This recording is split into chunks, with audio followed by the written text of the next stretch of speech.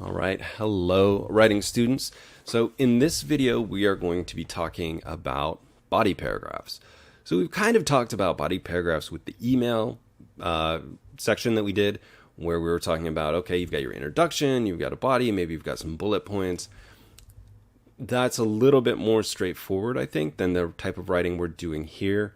Particularly because in an email, a paragraph might be 1 or 2 sentences. It might be very brief, and you might even have some bullet points in there. So before we get into body paragraphs for cover letters specifically, I want to do a little bit of a reminder as to what a body paragraph is, which hopefully echoes what you've heard in the past in other writing classes. So a quick reminder, so just a couple definitions, or definition and then etymology, which is the origin of a word. So a paragraph is, quote, a distinct section of a piece of writing, usually dealing with a single theme and indicated by a new line, indentation, or numbering. Now again, for our purposes, it's simply going to be a space between paragraphs, and if you want to indent, you can, but it is not a requirement for a cover letter. And the main thing there is that we're focusing on a single theme or idea. Now, also, because I'm a nerd and I love the origin of words, I think it's interesting to think of the word paragraph and remind ourselves that it comes from this idea of, quote, a short stroke marking a break in sense. In other words, the word itself means we are moving from a topic to a different topic. And I think that it can get a little bit difficult to understand maybe where to break a paragraph, so it becomes a little bit more of an art form. Now, if we think about just a paragraph in general, usually in an essay, and in this case in a cover letter, the purpose, again, is to convey information on a specific focused topic. The length is incredibly variable, and some of you have heard that a paragraph should be 3 to 5 sentences, or maybe 5 to 7 sentences, or whatever. Those are all good rules of thumb, but a paragraph does not have to be any specific length, right? It could be as short as a sentence, it could be as long as 1,000 sentences or more, right? Depending on the situation. What I would suggest is that you aim for 250 to 350 words. Again, short and concise is the name of the game with a cover letter or any sort of business writing. Now, the structure of a paragraph mimics or mirrors the structure of an essay. So you've got your topic sentence, so like an introduction, some body sentences, and then a concluding sentence. And that all works together to keep things nice and concise. Now, when do you start a new paragraph? It's not necessarily when you hit some magic number of sentences or some magic number of words, but you want to start when you're starting a new topic, or sometimes just to give your reader a little bit of space to regroup, pause, think about what's there. It's like inserting a pause into a conversation. When we do that, we give our reader or our listener a little bit of extra time to think and process what they've just read or what they've just heard. So just food for thought. Now let's look at a couple of other definitions. So what should be in a body paragraph, right? So I guess it's not a definition, but a little bit more of an explanation. Now, it's up to you as the writer to figure out what all needs to be in that paragraph, but we're going to look at a couple hints and suggestions. So here's the first one from uncommonsg.org.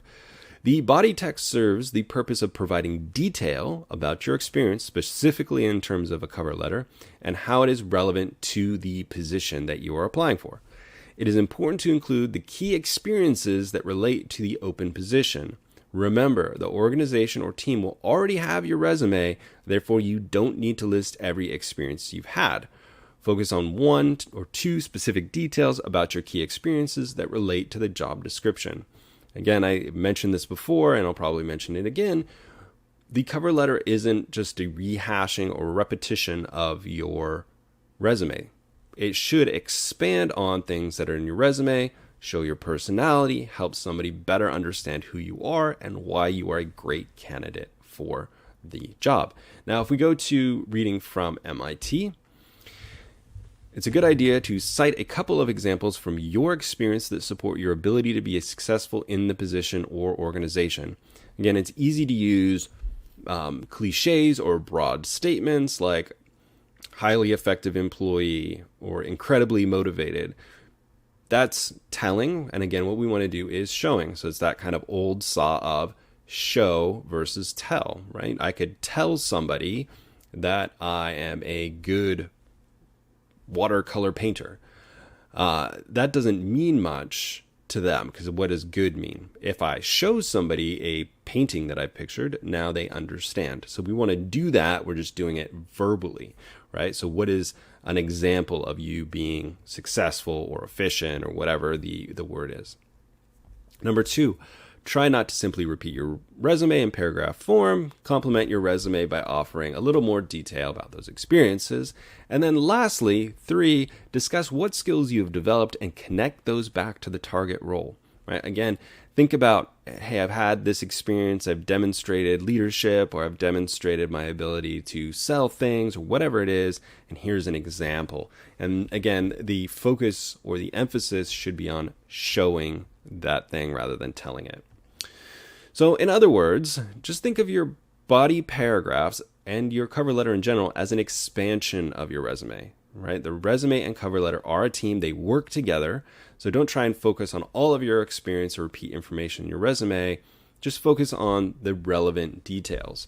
Focus on how your experience connects to the job. So for example, if you've got a lot of different jobs on your resume, but they don't all apply or connect to the job you're applying for, go ahead and just focus on the ones that have the most direct connection.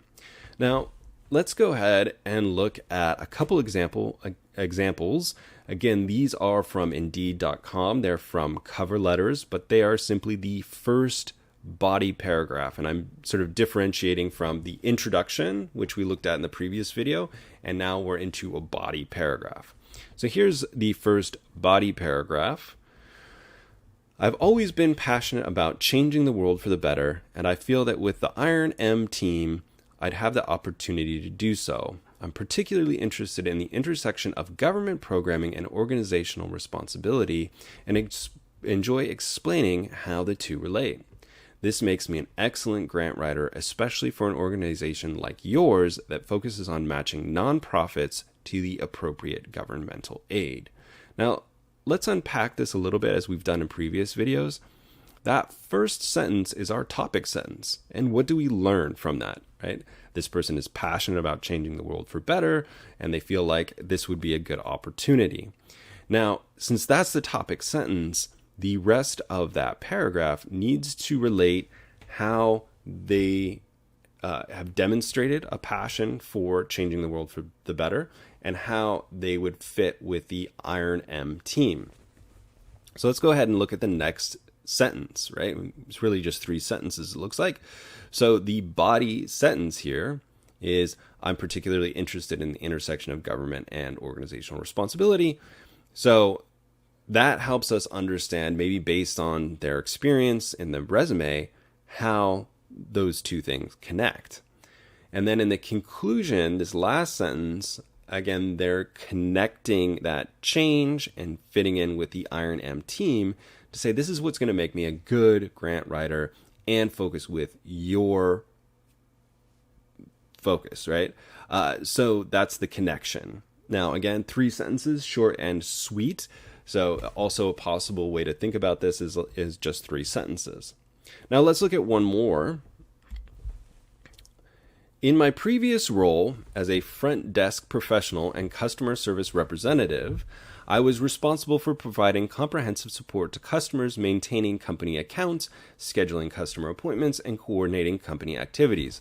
The dedication to providing high-quality customer service to all company customers contributed to increasing customer satisfaction by 15%. Okay, so this one is similar. This one's only 2 sentences, and hopefully you're thinking, well, it could be better, right? And I think it could. One thing that I would suggest here, if I were providing feedback to this person, is we need a little bit of a stronger topic sentence, right? In this case, it might be, my demonstrated front desk customer service experience shows that I would be a good fit for your company. So kind of more similar to what we saw in the previous example. Now, the second part of that sentence, I was responsible for this, that, and that, right? These three things is okay, but chances are it's going to be a rehashing of what's in the resume. And this last sentence here, with the increasing customer satisfaction by 15%, I would say definitely could be in a resume as an accomplishment rather than a task. So again, as a hiring manager, one of the things that would be missing here is, what is it about you that's going to be beneficial for my company, right? So the more that we can kind of make that connection, for example, pointing out that the job requires a lot of customer service and that customers expect a high level of service from this job, that's going to make a little bit better connection. Again, remember, we're explaining to this hiring manager why we are the best person for this specific job, okay? So hopefully that helps. If you have questions, comments, concerns, jokes, memes, or recipes, please let me know. Otherwise, I'll talk to you all later.